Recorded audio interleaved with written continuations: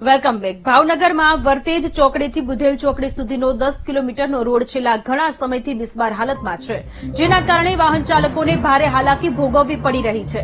આ national highway પર ઠેર ઠેર ખાડા પડી ગયા છે, જેના કારણે વાહન ચાલકોને અકસ્માતનો ભય સતાવી રહ્યો છે। બિસ્માર રોડને કારણે 1 કિલોમીટરનું અંતર કાપતા 20 મિનિટનો સમય લાગી જાય છે। આ રોડ ભાવનગર સોમનાથ નેશનલ હાઇવેને જોડે છે, માટે અહીં 24 કલાક વાહનોની અવરજવર રહે છે, પરંતુ રોડની આવી અવદશાને કારણે વાહન ચાલકોને ભારે મુશ્કેલી પડી રહી છે।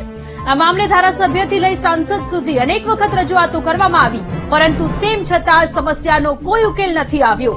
ત્યારે હવે તાત્કાલિક ધોરણે આ રોડ રિપેર કરવામાં આવે તેવી માંગ ઉઠી છે। તો સાહેબ એટલો બધો ખરાબ છે કે માણસને આ રોડ ઉપર હાલવું ને એ સૌથી મોટી તકલીફ છે અત્યારે।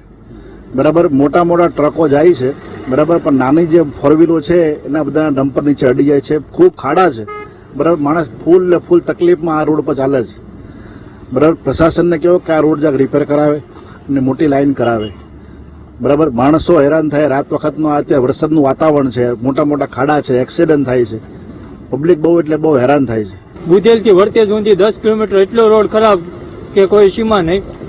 એમાં માણસની જીવનું પણ જોખમ છે ને આ સરકારને તાત્કાલિક ધોરણે રિપેર કરાવવો જોઈએ। ભાવનગરના વર્તેજ થી બુધેલ સુધીનો જે 10 કિલોમીટરનો માર્ગ છે, કહી શકાય કે જે પ્રકારે હજુ તો ચોમાસાની શરૂઆત થઈ છે ત્યાં જ આ રસ્તાઓ છે તૂટી ગયા છે।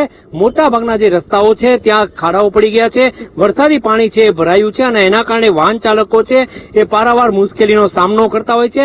કહી શકાય કે સ્થાનિક પ્રશાસન છે એમના દ્વારા કોઈ અહીંયા રોડનો મરામત કરવામાં આવતી નથી, એના કારણે આ જે રોડ છે એ તૂટી જવા પામ્યો છે।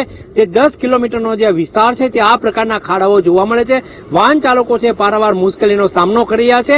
ક્યાંક ને ક્યાંક કહી શકાય કે અહીંયા અકસ્માતોની પણ પરંપરાઓ થતી હોય છે, ત્યારે સ્થાનિક જે વાહન ચાલકો છે એ લોકોની બહુ સ્પષ્ટપણે માંગ છે કે આ જે રસ્તાઓ છે એ તાકીદે સરકાર રિપેર કરાવે।